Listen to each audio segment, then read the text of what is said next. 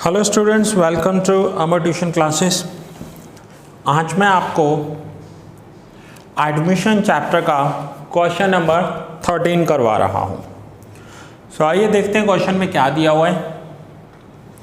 A and B are partners in a firm sharing profit and loss in the ratio of 4:1। Balance sheet of their firm on 31st March 17 was as under. Balance sheet दिया हुआ है। Last line पर पहले हम देख लेंगे हमें बनाना क्या है। Prepare necessary accounts and balance sheet after admission of partner. तो यहाँ से हमें अंदाजा आएगा कि हमें ड्रॉ क्या करना है। हमें बनाना है एक revaluation account, partners current account, cash and bank account and balance sheet after admission. Current account क्यों बनाया? क्योंकि यहाँ पर देखिए कैपिटल और करंट दोनों दिए हुए हैं। इसका मतलब इनका जो कैपिटल होगा वो फिक्स्ड होगा। They admitted C as a new partner on the above date on the following conditions. They decided to keep their new profit loss sharing ratio 3:1:1. अब old ratio 4:1, न्यू रेशियो 3:1:1। सो यहाँ से हमें sacrifice मिल जाएगा। Sacrificing ratio calculate हो जाएगा हमारा। कैसे करते हैं? Sacrifice bye partner old share minus new share. ए पार्टनर का ओल्ड शेयर है 4/5, न्यू 3/5। सो ए ने जो सेक्रीफाई किया दैट इज 1/5। बी पार्टनर का ओल्ड शेयर है 1/5, न्यू शेयर भी 1/5। नाउ ओल्ड एंड न्यू दोनों 1/5 है तो बी का सेक्रीफाइस 0 हो गया। ए हैज़ टोटली सेक्रीफाइस्ड, पूरा का पूरा ए ने सेक्रीफाइस किया है। अब अगर पूरा का पूरा ए ने सेक्रीफाइस किया है तो न्यू पार्टनर जो भी गुडविल लेकर आएगा वो पूरी की पूरी ए को मिलेगी, क्योंकि सिर्फ ए ने सेक्रीफाइस किया है। सो आइए पहले गुडविल के पॉइंट्स देख लेते हैं। सबसे पहले ओल्ड गुडविल जो बुक में दी हुई है। ओल्ड गुडविल के लिए हम क्या करते हैं? Old goodwill, old share and old partners, 3 old याद रखने आपको। ओल्ड गुडविल को old profit loss sharing ratio में ओल्ड पार्टनर्स के अकाउंट में डेबिट कर देना है। सो ओल्ड गुडविल इज़ 5000 और ओल्ड रेशियो है 4:1। So A's current account debit 4000, बीस करंट अकाउंट डेबिट 1000, 4:1 में डिस्ट्रीब्यूट किया टू गुडविल 5000, टू गुडविल 5000। ये ओल्ड गुडविल को हमने 0 कर दिया। सो इसके इफेक्ट दे देते हैं। एज करंट अकाउंट डेबिट 4000, बीस current account debit 1000 to goodwill account 5000। आगे फर्स्ट एडजस्टमेंट दिया हुआ है। She will bring 20,000 as capital for his 1/5 share of profit and 5,000 as his share of goodwill in cash. अब she क्या कर रहा है? सी 20,000 कैपिटल लेकर आ रहा है और 5,000 गुडविल लेकर आ रहा है। तो ये हम सी की एंट्री करेंगे और आगे दिया हुआ है इसी एडजस्टमेंट में कि out of goodwill half amount is to be withdrawn by the old partners. Old partners में से जिसे भी गुडविल मिलेगी वो हाफ अमाउंट विथड्रॉ कर रहा है। सो पहले सी गुडविल लेकर आ रहा है। एंट्री होगी cash account debit to premium for goodwill 5000 और ये गुडविल पूरा का पूरा गुडविल कौन ले जाएगा? ए। क्यों? क्योंकि सिर्फ ए ने सेक्रीफाई किया है। So premium for goodwill account debit to A's current account. ये 5000 रुपीज़ ए को दे देंगे। सो पहले सी 5000 रुपीज़ लेकर आया है। सो कैश अकाउंट में debit side 5000 premium for goodwill और ए के अकाउंट में credit side 5000 by premium for goodwill. So यहाँ पर premium for goodwill account close हो जाएगा। कैसे क्लोज होगा? आपको पता है यहाँ पर मैंने क्रेडिट किया डेबिट किया, सो प्रीमियम फॉर गुडविल 0 हो जाएगा। A account debit 5000, cash account debit 5000 to A's current account 5000। So cash में डेबिट और ए के करंट अकाउंट में क्रेडिट कर देंगे। अब इसमें से जो ए पार्टनर है वो हाफ अमाउंट विड्रॉ करेगा। सो 5000 का हाफ अमाउंट होगा 2500 और विड्रॉ करने के लिए एंट्री होगी, विड्रॉ करने के लिए एंट्री करेंगे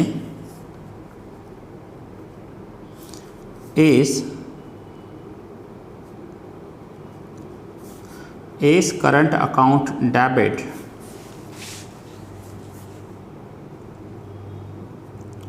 2500 to cash account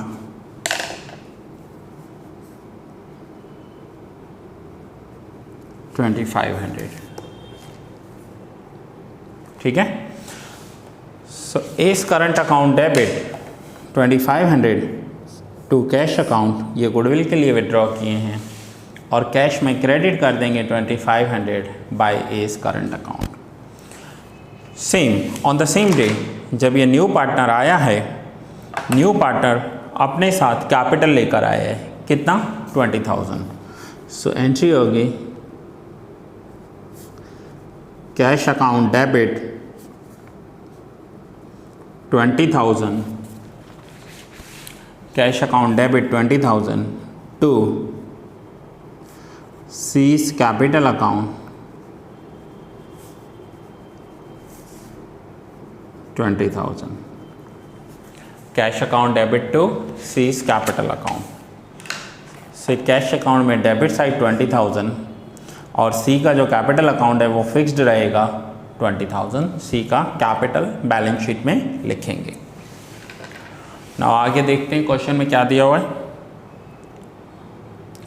value of land and building is to be increased by 10%। Land and building का वैल्यू 10% इंक्रीज करना है। लैंड एंड बिल्डिंग की ओल्ड वैल्यू है 3500, 3500 में 10% इंक्रीज करेंगे, सो आंसर आएगा 38,500 और 35,000 का 10% 3500 इंक्रीज हो गया। सो रिवैल्यूशन अकाउंट में क्रेडिट साइड एसेट्स प्लस होती हैं एंड लाइबिलिटीज़ माइनस होती हैं और डेबिट साइड लॉस होता है, एसेट्स माइनस होती हैं और लाइबिलिटीज़ प्लस होता है। अब ये पॉइंट आपको रटी हुई होनी चाहिए, इतने सारे सम्स में मैंने आपको एक्सप्लेन की है। यहाँ पर लैंड एंड बिल्डिंग की वैल्यू 3500 इंक्रीज़ हो गई, तो जो इंक्रीज वैल्यू है वो यहाँ इंक्रीज जो अमाउंट हुआ है मीन्स जितना अमाउंट इंक्रीज़ हुआ है वो यहाँ लिखेंगे और जो न्यू वैल्यू होगी वो बैलेंस शीट में एसेट्स में लिखेंगे। While value of furniture and stock is decreased by 5%. Furniture and stock का जो वैल्यू है वो 5% डिक्रीज हो गया है। नाउ फर्नीचर की वैल्यू है 30,000 बैलेंस शीट में, ये देखिए 5% रिड्यूस हो गया मीन्स 1500 रिड्यूस हो गया। सो फर्नीचर का जो न्यू वैल्यू हो जाएगा वो हो जाएगा 28,500 और जो स्टॉक है, स्टॉक का वैल्यू है 15,000, इसका 5% होता है 750, 750 माइनस करेंगे तो स्टॉक की न्यू वैल्यू हो जाएगी 14,250 और 1500 एंड 750 दोनों ही एसेट्स रिड्यूस हो गए। सो रिवैल्यूशन में डेबिट साइड लिखेंगे 1500 and 750 to furniture account and to stock account, revaluation में डेबिट कर देंगे।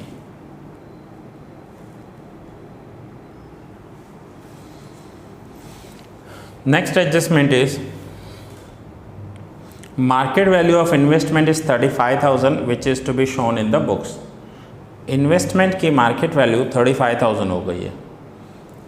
नाउ इन्वेस्टमेंट देखिए, इन्वेस्टमेंट का जो वैल्यू है बुक वैल्यू 25,000 दिया हुआ है और अब बोल रहे हैं कि मार्केट वैल्यू 35,000 हो गई है, दैट मीन्स इन्वेस्टमेंट की वैल्यू इंक्रीज हो गई। So new value investment 35,000 balance sheet में एसेट साइड और 10,000 वैल्यू इंक्रीज हो गई। सो रिवैल्यूशन अकाउंट में क्रेडिट साइड लिखेंगे 10,000 by investment account. Revolution account में क्रेडिट साइड लिखेंगे बाय इन्वेस्टमेंट अकाउंट 10,000। ये वैल्यू इंक्रीज हो गई है वो लिखी है, एसेट्स इंक्रीज हो गए।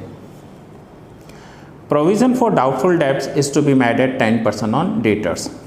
डेटर्स हैं 5500 के, उसका 10% जो होता है BDR 10%, 5500 का 10% होगा 550। सो माइनस करेंगे तो आउटर कॉलम हो गया 4950 और यहाँ पर आउटर कॉलम में लिखा हुआ है 5000। अब हम दोनों को कंपेयर करेंगे 4950 एंड 5000। तो डेटर्स कितने रिड्यूस हुए, 5000 में से कितने हो गए 4950, 50 रुपीज़ के डेटर्स रिड्यूस हुए। सो 50 रुपीज़ रिड्यूस हुए डेटर्स, रिवॉल्यूशन अकाउंट में डेबिट साइड लिखेंगे 50 रुपीज़ टू बैड डेब्ट रिजर्व अकाउंट। या फिर आप ऐसा भी समझ सकते हो कि BDR 500 में से 550 हो गया, 50 रुपीज़ BDR इंक्रीज हो गया और BDR लाइबिलिटी कंसीडर करते हैं इसलिए लाइबिलिटी इंक्रीज हो गई। Next, workman accident compensation claim is accepted 1000। किसी वर्कर ने क्लेम रखा है एक्सीडेंट के लिए और वो 1000 एक्सेप्ट हुआ है। इनके पास है कितना 5000। 5000 में से 1000 क्लेम देना है तो बाकी 4000 रुपीज़ एक्सेस बचे। ये रिजर्व्स हैं, 4000 एक्सेस बचे। अब ये जो 4000 एक्सेस बचेंगे उसे ओल्ड पार्टनर ओल्ड रेशियो में डिस्ट्रीब्यूट कर देंगे। सो आइए पहले मैं यहाँ पर आपको समझा देता हूँ। वर्कमैन एक्सीडेंट कंपेंसेशन फंड ये एक रिजर्व होता है, 5000 का रिजर्व है। इसके सामने किसी वर्कर ने क्लेम रखा है, उसका एक्सीडेंट हुआ होगा या उसे कुछ लॉस हुआ होगा 1000 रुपीज़ का। तो ये 1000 तो हो गई हमारी लाइबिलिटी, हमने एक्सेप्ट किया है, मीन्स हमें देना है। 4000 बचा बैलेंस। इस 4000 को ओल्ड पार्टनर्स अपने ओल्ड रेशियो दैट मीन्स 4:1 में A एंड B डिवाइड कर लेंगे। सो 4000 का 4:1 करेंगे तो A के पास आएंगे 3200 और B के पास आएंगे 800। सो 3200 रिजर्व मिलेगा A को, 800 मिलेगा B को और 1000 का क्लेम देंगे वर्कर को। तो ये जो है ये लाइबिलिटी हो गई हमारी। सो बैलेंस शीट में 1000 rupees liability workman accident compensation fund और बाकी का जो 4000 है वो A और B डिस्ट्रीब्यूट करेंगे। So workman accident compensation fund 3200 and 800, 3200 and 800। So workers accident compensation fund 3200 and 800। ये हमने पार्टनर्स करंट अकाउंट में क्रेडिट कर दिया। Next, dishonour expense of bills receivable ₹150 and bank charges 300 which were paid but not recorded in the books. एक हमारा bill जो था, bill receivable, वो डिसऑनर हुआ था, उसके लिए 150 एक्सपेंस किया है हमने। नोटिंग चार्जेस होते हैं, ये आप 11th में पढ़ के आए हो। और बैंक चार्जेस 300 जो हमने पेड तो किए हैं बट रिकॉर्ड नहीं किए। अब बिल्स रिसीवेबल क्या होता है, हमारे कस्टमर्स हमारे डेटर्स हमें देते हैं बट किसी डेटर ने बिल BR दिया होगा और वो डिसऑनर हो गया। सो 450 हमने टोटल पेड किया है बट रिकॉर्ड नहीं किया, तो अब रिकॉर्ड करेंगे। रिवॉल्यूशन अकाउंट में debit side to bank charges and to dishonour of bills receivable 300 and 150। ये हमारे एक्सपेंसेस हैं, ये हमारे एक्सपेंसेस हैं। सो रिवॉल्यूशन अकाउंट आपको प्रॉफिट एंड लॉस अकाउंट जैसी एंट्रीज देता है। जो भी लॉसेस हुए डेबिट करो, जो इनकम हुई है क्रेडिट करो। सो यहाँ पर 300 एंड 150 हमने डेबिट किया और ये हमने पेमेंट किया है। सो कैश अकाउंट में क्रेडिट करेंगे 150 and 300 by expense account and by bank charges account. अब यहाँ पर ये हमारे एडजस्टमेंट्स पूरे हो गए। अब असेट्स एंड लाइबिलिटीज़ को हम चेक कर लेते हैं। और देखते हैं कि कुछ बचा है रिकॉर्ड करना जिसका एडजस्टमेंट नहीं दिया हुआ था, और अगर ऐसा कुछ है तो उसे ओल्ड वैल्यू पर रिकॉर्ड करेंगे। So capital account A 75,000, B 25,000, total 1,20,000। 75,000, 25,000 और सी का 20,000 था, total 1,20,000। Current account of A and B, ये पार्टनर्स के करंट अकाउंट में क्रेडिट कर देंगे, A 8,000 and B 2,000। Workman accident compensation fund, इसके एडजस्टमेंट्स हो गए।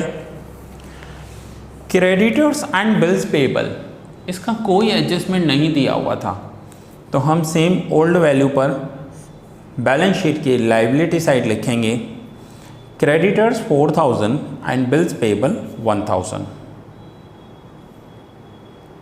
ये थी लाइबिलिटीज। नाउ एसेट साइड देखते हैं। सो एसेट्स में लैंड बिल्डिंग हो गया, फर्नीचर हो गया है, इन्वेस्टमेंट हो गया मीन्स एडजस्टमेंट्स दिए हुए थे इनके। स्टॉक डेटर्स क्लियर है। बी आर बिल्स रिसीवेबल, इसका कोई एडजस्टमेंट नहीं था, ओल्ड वैल्यू पे एसेट्स में लिख देंगे, bills receivable 2,000। Cash and bank, ये कैश एंड बैंक में ओपनिंग बैलेंस आता है to balance BD 3,000, opening balance लिखेंगे कैश एंड बैंक अकाउंट में, और गुडविल तो हमने ज़ीरो कर दी थी। अब हमारे सारे पॉइंट्स यहाँ पर कवर हो चुके हैं। नाउ हमें आगे क्या करना है, रिवैल्यूएशन अकाउंट को क्लोज करेंगे, प्रॉफिट एंड लॉस पार्टनर के करंट अकाउंट में ट्रांसफ़र करेंगे, then current and cash account को क्लोज करके बैलेंस शीट में ले जाएंगे, एंड फाइनली हमारा बैलेंस शीट टैली हो जाना चाहिए। सो आइए पहले रिवैल्यूएशन को क्लोज करते हैं। रिवैल्यूएशन की क्रेडिट साइड टोटल है 13,500, डिफरेंस 10,750। ये प्रॉफिट हुआ है क्योंकि एसेट्स इंक्रीज हुए हैं। ये प्रॉफिट ओल्ड पार्टनर्स के करंट अकाउंट में डिस्ट्रीब्यूट कर देंगे इनके ओल्ड रेशियो में, ओल्ड रेशियो दैट मीन्स 4:1 में। सो 10,750 को 4:1 में डिस्ट्रीब्यूट करेंगे, सो आंसर आएगा 8,600 एंड 2,150, और ये क्रेडिट कर देंगे पार्टनर के करंट अकाउंट में, क्योंकि प्रॉफिट है इसलिए उनके अकाउंट में क्रेडिट होगा 8,600 एंड 2,150। नाउ पार्टनर्स के करंट अकाउंट को क्लोज करेंगे, क्रेडिट साइड टोटल ज़्यादा है, सो डिफरेंस आ रहा है दोनों का 18,300 एंड 3,950। ये जो डिफरेंस है ये बैलेंस शीट में लाइबिलिटी साइड ट्रांसफ़र होगा। Current account A 18,300 and B 3,950, total amount 22,250। अब हम कैश अकाउंट को क्लोज करेंगे। सो कैश अकाउंट का डेबिट साइड का टोटल है 28,000, कैश और बैंक अकाउंट कंबाइन बनाया है। So debit side total 28,000, difference आया 25। अगर डेबिट साइड का टोटल ज़्यादा है तो ये जो डिफरेंस है वो एसेट्स में ट्रांसफ़र होगा, और सपोज करो कि कभी क्रेडिट साइड का टोटल ज़्यादा आ गया, क्रेडिट साइड का टोटल ज़्यादा आ गया और डिफरेंस यहाँ पर आ रहा है डेबिट साइड, तो हम उसे लाइबिलिटी साइड ट्रांसफ़र कर देंगे, क्योंकि क्रेडिट साइड का टोटल ज़्यादा होगा, दैट मीन्स वो क्रेडिट बैलेंस है, और क्रेडिट बैलेंस लाइबिलिटी में आता है, और बैंक ओवरड्राफ्ट लिखेंगे उसके सामने। और यहाँ पर डेबिट बैलेंस ज़्यादा है, दैट मीन्स ये डेबिट बैलेंस है और ये एसेट्स में आएगा। नाउ बैलेंस शीट के दोनों साइड का हम टोटल कर रहे हैं, और वो टोटल हमारा टैली हो गया 1,48,250। सो दैट्स इट स्टूडेंट्स, ये लेक्चर यहाँ पूरा हुआ। अब आप इसे नोट डाउन कर लीजिए या फिर स्क्रीनशॉट ले लीजिए। हर एक पेज पर मैं 5 सेकंड्स रुकूंगा।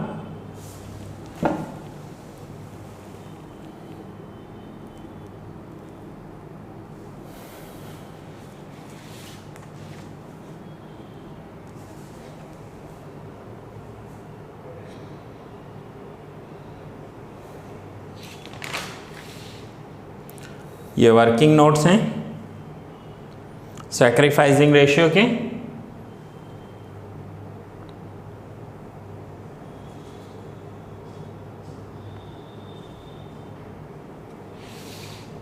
और ये जर्नल एंट्रीज जो मैंने आपको करवाई। सो दैट्स इट, ये लेक्चर यहाँ पूरा कर रहा हूँ। मिलते हैं नेक्स्ट लेक्चर में न्यू सम के साथ।